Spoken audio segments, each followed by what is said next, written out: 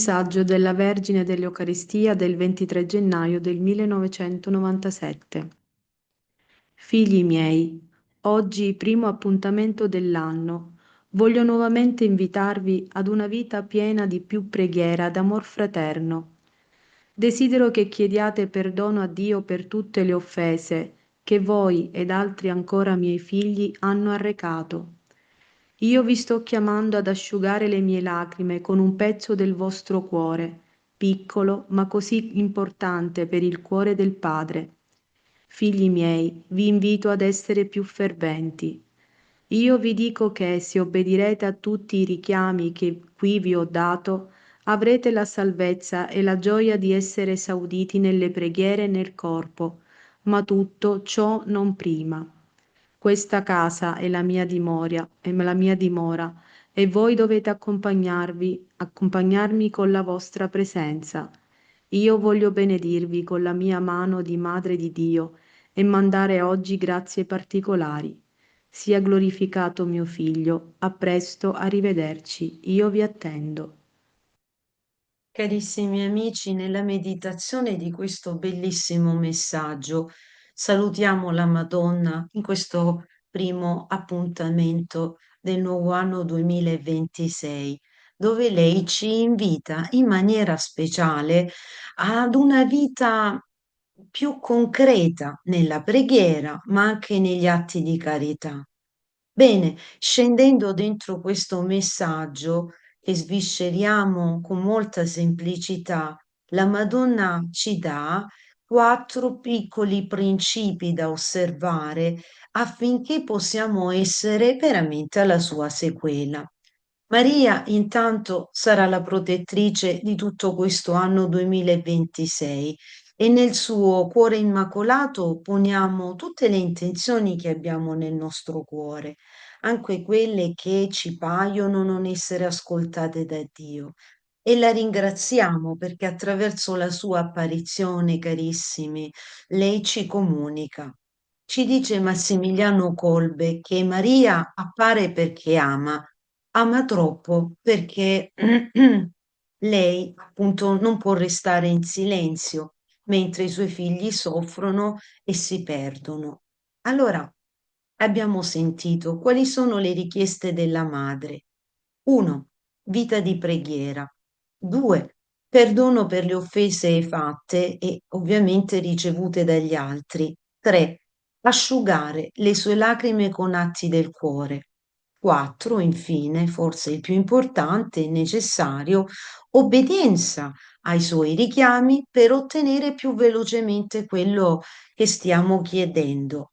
Maria, la Santissima, ci parla in modo diretto e speciale dai luoghi in cui si manifesta e all'inizio di quest'anno voglio proprio iniziare per farvi capire che cosa sono questi luoghi di apparizione, cosa rappresentano a fronte di una indiscriminata quanto ingiusta incomprensione e anche forme persecutorie, i luoghi veri di apparizione, carissimi amici, diciamo che sono porte di misericordia, veri centri di irradiazione spirituale, luoghi di guarigione, luoghi di conversione, dove Maria intercede con particolare forza, dove la Madonna parla con il cuore, ecco, ha spesso pianto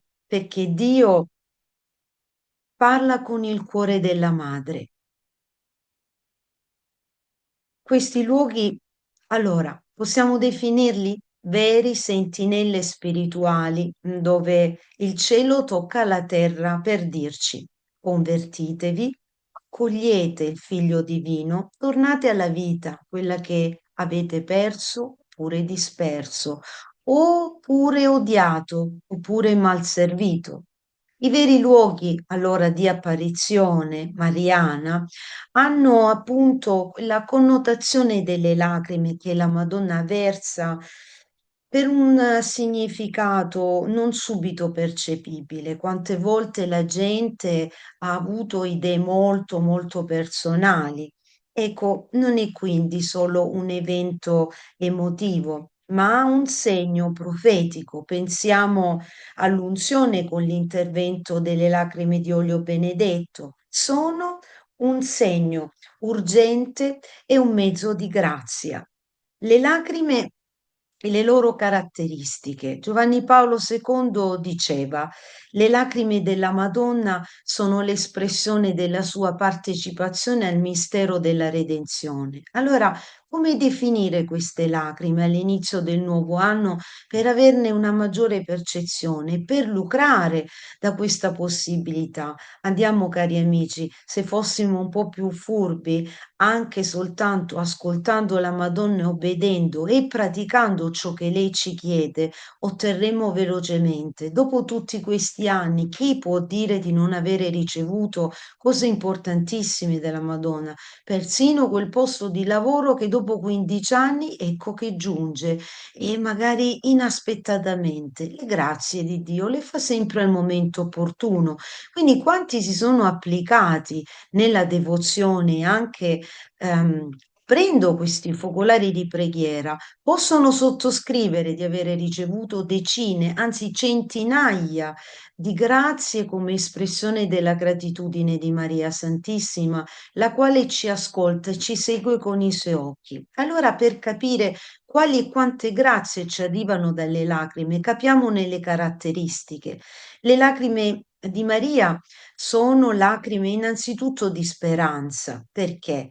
Perché ci chiamano a tornare a Dio. Quindi un figlio che torna a Dio, un figlio recuperato, è una grande vittoria della Madonna, per cui quel figlio è recuperato per la sua mediazione, non si allontanerà mai da questo figlio. Due, perché ci mostrano che non siamo abbandonati e la Madonna interviene personalmente rispetto a quando noi ubbidiamo e facciamo di questa devozione anche un motivo di superamento dei problemi sia spirituali che fisici.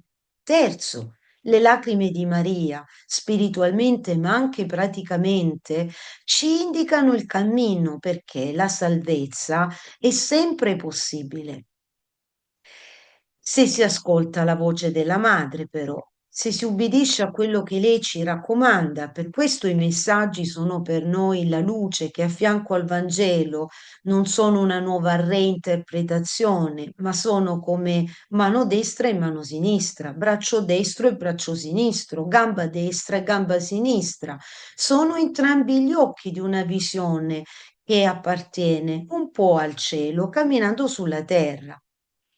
Le lacrime di Maria, però, oltre a essere segno di speranza, sono anche segno di dolore. Inutile, cari amici, la Madonna attraverso queste lacrime ci parla e soprattutto non sono mai casuali.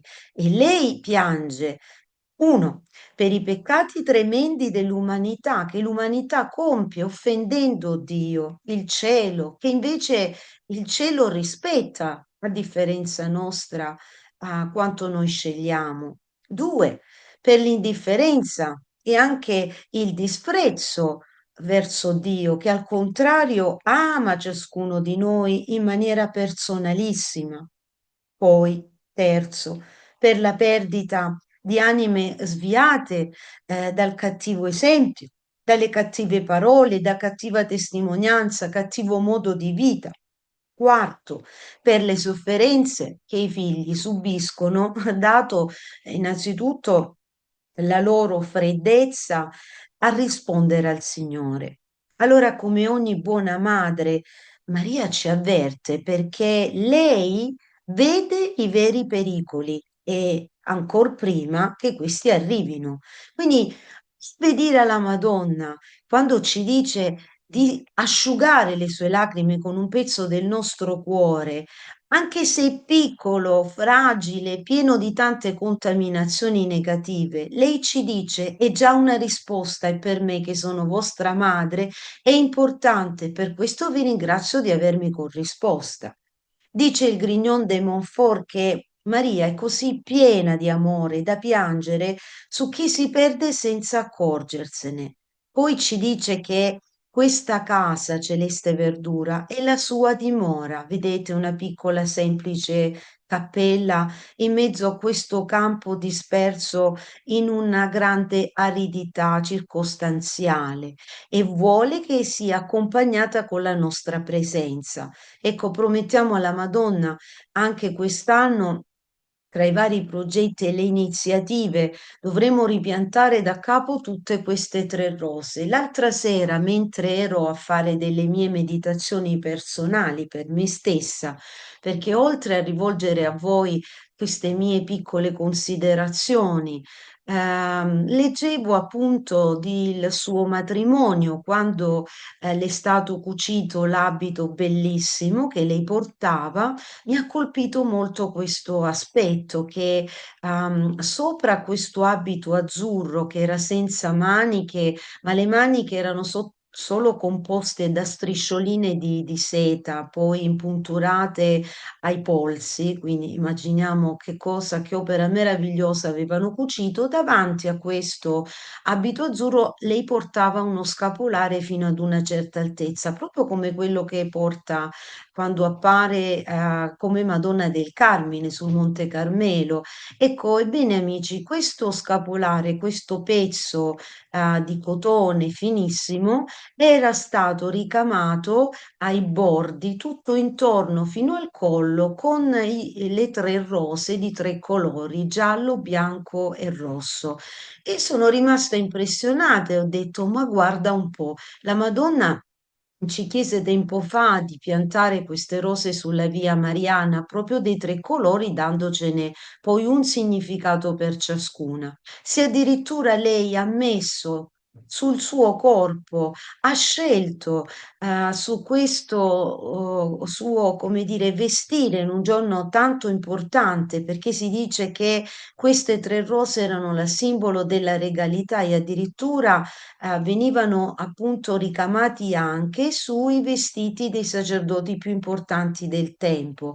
Allora noi capiamo che queste tre rose hanno un senso sacrale. Questo appartiene alla storia di Manduria, per cui quest'anno promettiamo di ripiantare tutte quelle rose che purtroppo un po' per il freddo, un po' per qualche malattia, qualcuna è andata. Allora le riprenderemo e rifaremo dunque lungo questo cammino della Via Dolorosa Mariana di nuovo questo rimettere le piante che tanto la Madonna ama di queste tre rose, perché a questo punto comprendiamo che ogni cosa detta in questo campo, in questo giardino, è stata veramente un qualche cosa che solo oggi, dopo quasi 40 anni, possiamo immaginare. È un po' come quando c'è il mistero della tilma di Nostra Signora di Guadalupe e se ne sta scoprendo anno per anno tutte le cose che questo manto porta in sé.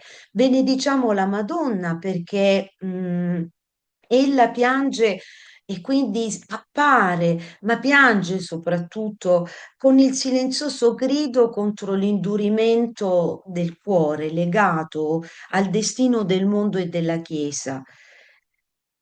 Qual è la risposta che dobbiamo dare noi a questo pianto? Uno, ascoltarla.